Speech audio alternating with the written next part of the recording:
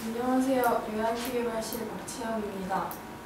저는 지난주에 대부에 메일로 공유된 그 크립토라커를 보고 바이러스에 대해서 좀 흥미가 생겨서 찾아보다가 공유해드리면 좋을 것 같아서 발표를 한번 준비를 해봤습니다. 먼저 바이러스에 대해서 설명을 드리면 보통 생물학적 바이러스를 말을 하면 세포에 기생하면서 그 안에서 증식하는 그런 감염성 입자를 말하는데요. 저희가 흔히 말하는 컴퓨터 바이러스도 생물학적 바이러스처럼 복제하면서 다른 프로그램들을 파괴하는 그런 프로그램을 말을 하죠. 이 바이러스라는 개념이 처음 등장한 게 1946년에 이 폰노이만 아저씨가 한 논문을 통해서 컴퓨터에서도 이런 바이러스가 존재할 수 있다는 이론을 발표를 했다고 해요. 그런데 이때까지만 해도 많은 사람들이 그 이론에 대해서 공감하지 않는 사람도 있고 공감하는 사람도 있고 좀 언쟁이 있었는데 이 코어워라는 게임이 만들어지면서 바이러스가 등장할 수 있다는 바이러스가 존재할 수 있다는 쪽이 많이 기울었다고 합니다. 이 게임이 스스로 자기 변형을 통해서 다른 프로그램들을 파괴하는 그런 게임을 선보였던 건데 이 때문에 사람들이 이제 바이러스의 존재를 조금씩 믿기 시작했었죠. 이 바이러스, 최초의 바이러스로 등록이 되어 있는 바이러스가 이 크리퍼 바이러스인데요. DC 회사의 한 시스템에서 처음 발견되었는데 이 바이러스에 감염된 프로그램을 실행을 시키면 나는 크리퍼다, 한번 잡아봐 라는 메시지를 띄워서 사용자에게 굉장한 불편함을 줬다고 합니다.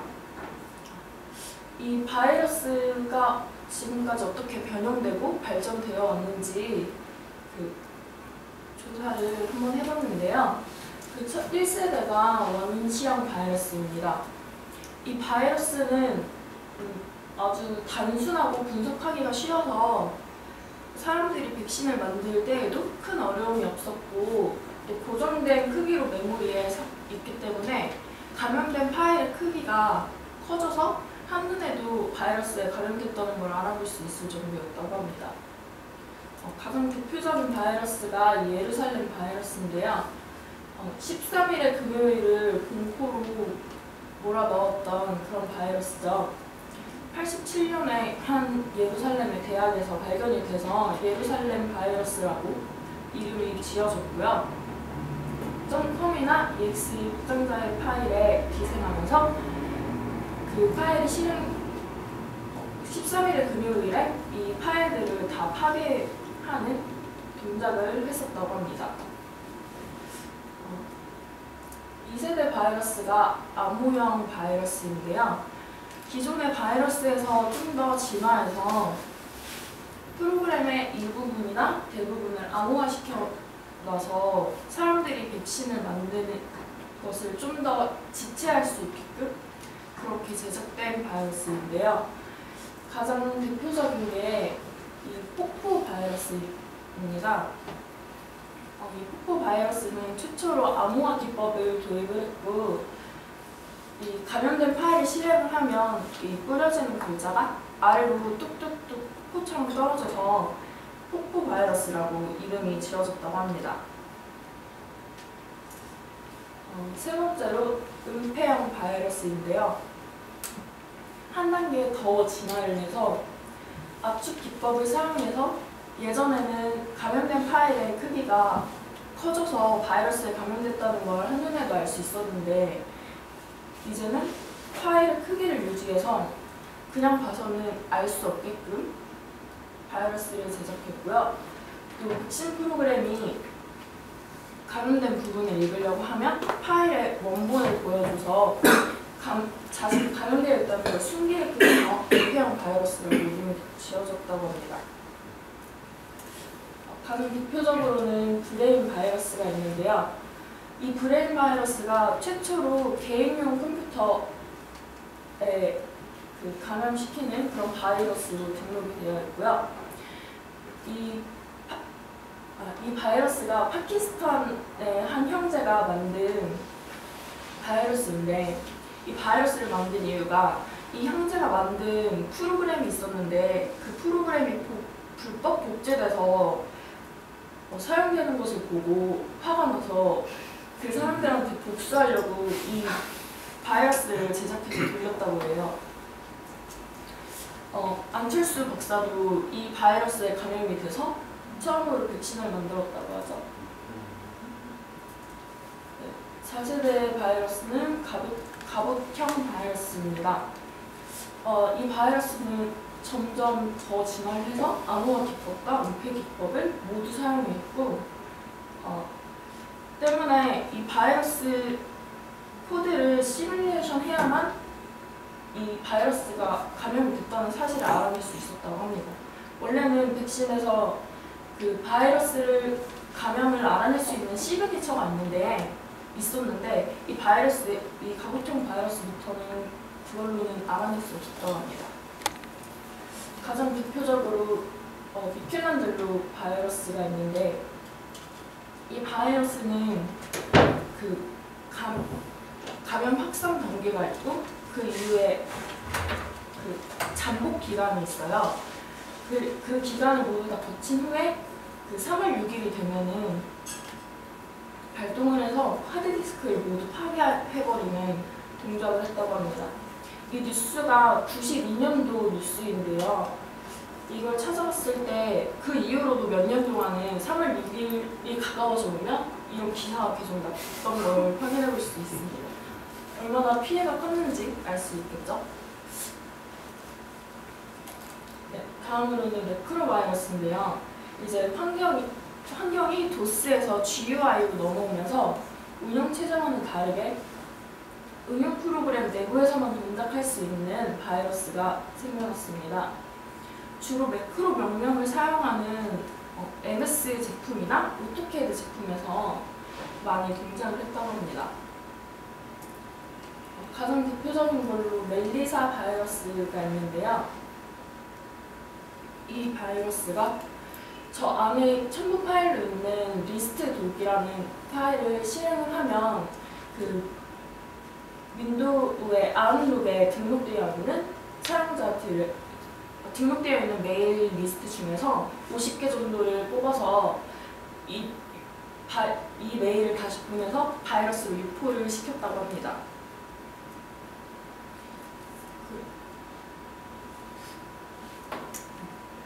그 이후로는 웜이라는 바이러스가 등장을 했는데요. 웜이랑 바이러스가 살짝 차이가 있어요.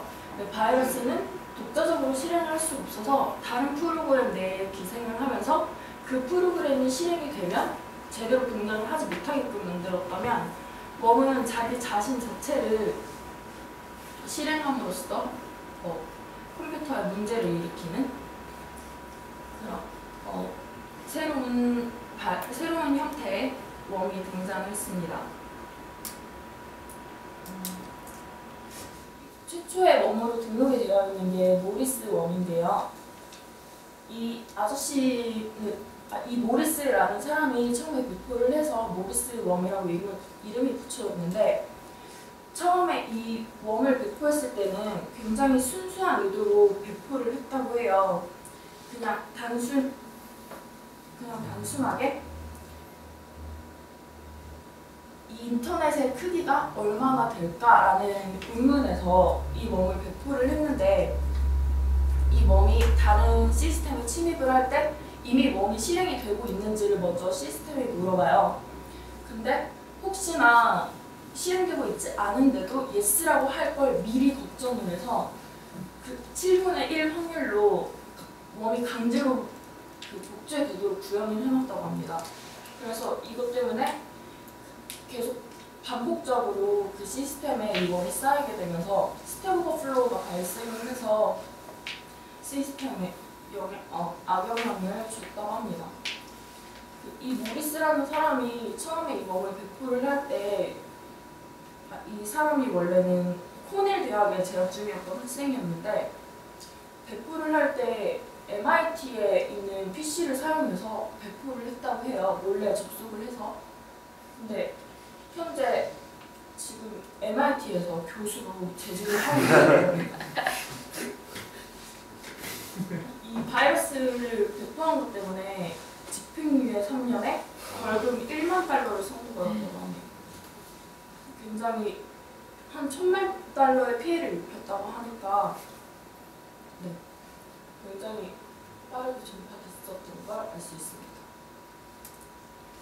가장 대표적인 웜 몇 가지를 찾아봤는데요. 그 중에 하나가 이 코드레드 웜입니다. 확산과 공격 잠복을 반복을 하는 웜인데 이 웜이 정해진 시간이 되면 정해진 특정 사이트로 더미를 대량으로 보내서 그 사이트를 마비시켰다고 합니다.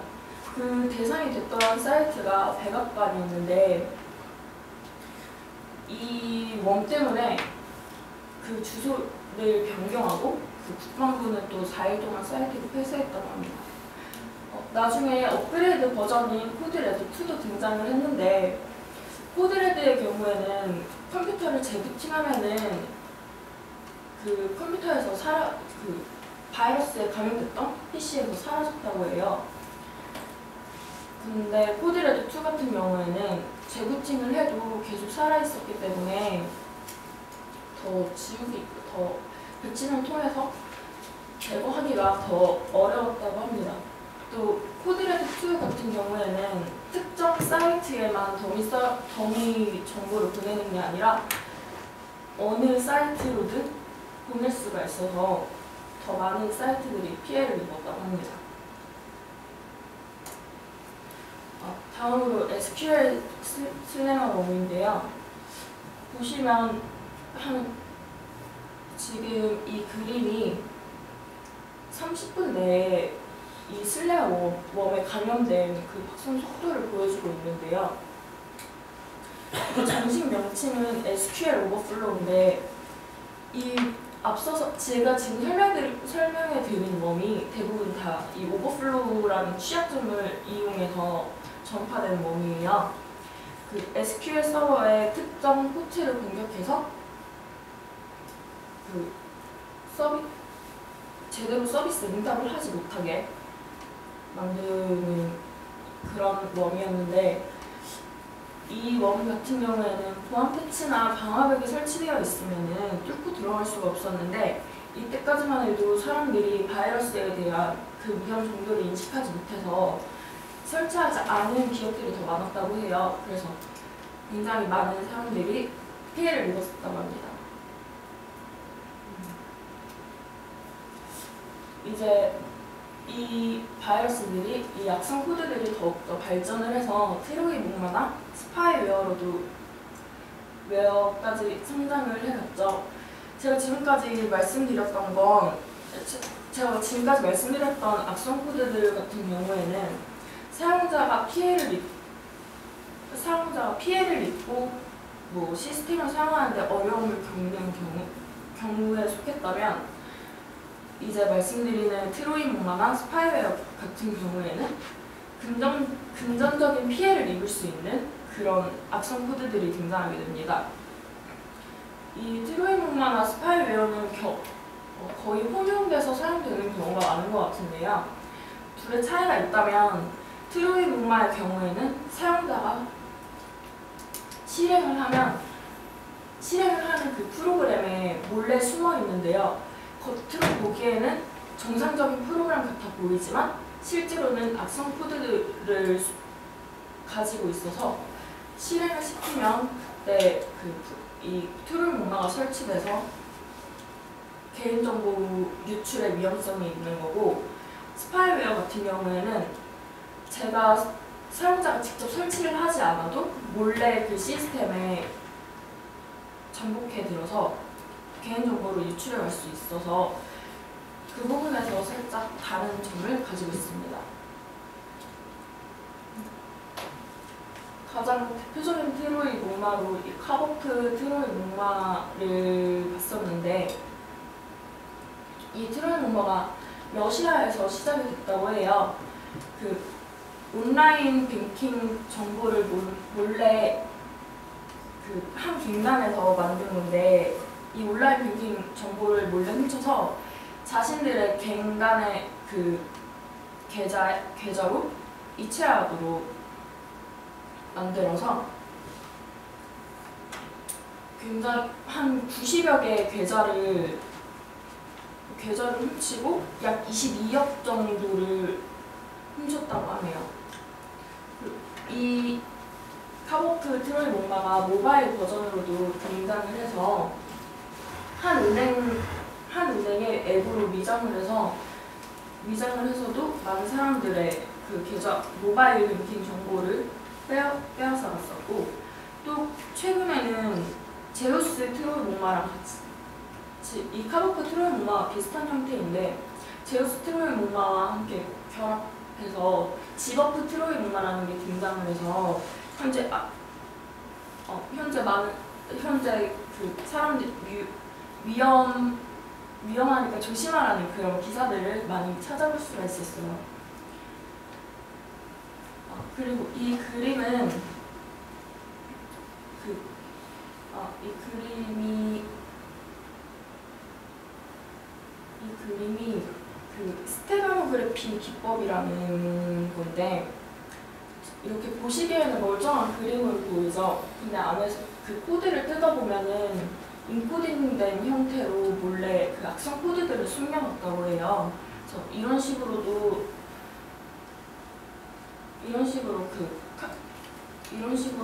이 바이러스를 리포할 수가 있어서 굉장히 조심해야 한다고 합니다. 마지막으로 가장 최근에 주목받고 있는 바이러스죠. 악성 코드 랜섬웨어인데, 몸값이라는 내용의 랜섬과 소프트웨어가 합성입니다.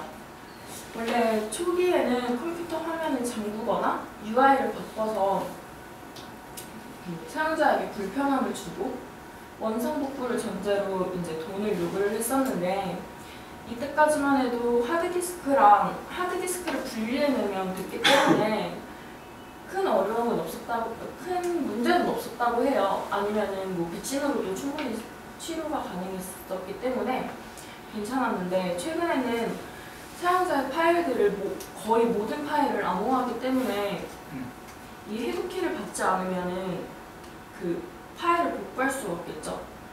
그 백신으로 치료를 한다고 해도 이미 암호화된 파일을 다시 복구할 수는 없기 때문에 정말 중요한 파일을 가지고 있는 사람들은 이 해독키를 살 수밖에 없어서 그러한 일부 사람들을 노리고 이 랜섬웨어를 많이 유포를 했다고 합니다. 가장 대표적인 랜섬웨어로 크립토라커가 있는데요. 이 크립토라커도 트로이 목마의 일종인데 원 기능이 포함되어 있어서 안에서 그 사용자의 데이터를 모두 열람할 수 없도록 암호화시키죠. 이 암호화시킬 때 두 가지 방법으로 암호화를 시키는데,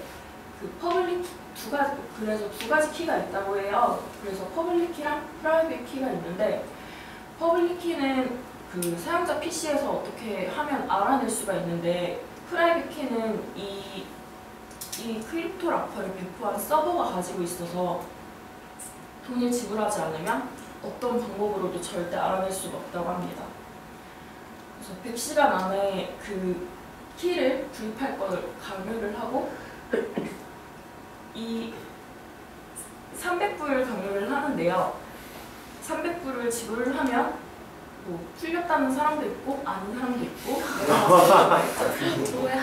그리고 만약에 100시간이 지난 후에라도 그 키를 돈을 주고 살 수가 있는데, 그렇게 되면 거의 $2,000가 되는 금액을 지불해야 한다고 하니까 사실 거면 빨리 사시는 게 최근에는 안드로이드용으로 심플 락커도 등장을 했는데, 얘 같은 경우에는 그렇게 복잡한 암호화는 아니지만 나중에 업그레이드될 우려가 있기 때문에 많은 사람들이 눈여겨보고 있는 것 같습니다. 여기까지 최근에까지 어떻게 악성 코드들이 발전해 왔는지 소개를 드렸고요. 모두 다 아시는 내용이죠. 안전한 PC를 사용하기 위한 방법. 근데 이렇게 지금까지 발전해 왔듯이 계속 그 코드들이 점차 그 방법이 더욱 어려워지고 또 계속 바이러스도 성장해 가기 때문에 사용하시는데 그래도 조금이라도 주의를 기울이시면 안전하게 PC를 사용하실 수 있을 것 같습니다. 네, 이상 발표 마치도록 하겠습니다.